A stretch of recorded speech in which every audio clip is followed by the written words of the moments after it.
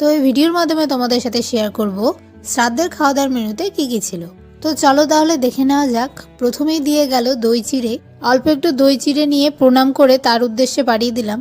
এরপর একে একে দিয়ে গেল লেবু ও স্যালাড। তারপর দিয়ে গেল পাট বড়া। গরম গরম পাট বড়াগুলো খেতে দারুণ লাগছিল, তাই পরে আমি আরও একটা চেয়ে নিলাম। পাট বড়াগুলো বেশ মজা করেই খাচ্ছিলাম। এরপরই চলে গেল গরম গরম মাছের মাথার মুড়িঘণ্ট। মুড়িঘণ্টটা খেতে খুব সুন্দর হয়েছিল, এত সফট হয়েছিল যত বলবো ততই কম পড়ে যাবে। এরপর মুড়িঘণ্টটা খেতে না খেতেই চলে এলো গরম গরম সাদা ভাত, আর সাথে দিয়ে দিল শুক্তো। অনেকদিন পর শুক্তো খেলাম। ভাত দিয়ে শুক্তোটি খেতে খুব ভালো লাগছিল।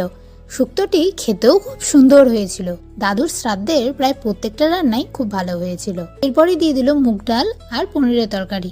এরপরই চলে এলো মাছ, আর আমি মাছ খেতে একটু ভালোবাসি, আর আমাকে দিয়েছিল ছোট, তাই পরে আমি আরো একটা চেয়ে নিয়েছিলাম। এরপরে দিয়ে দিল চাটনি, দই আর শীতের স্পেশাল নলেন গুড়ের মিষ্টি। সবশেষে মুগ সদ্যি হিসাবে ছিল জোয়ান। তো আজকের ভিডিওটি কেমন লাগলো জানিও।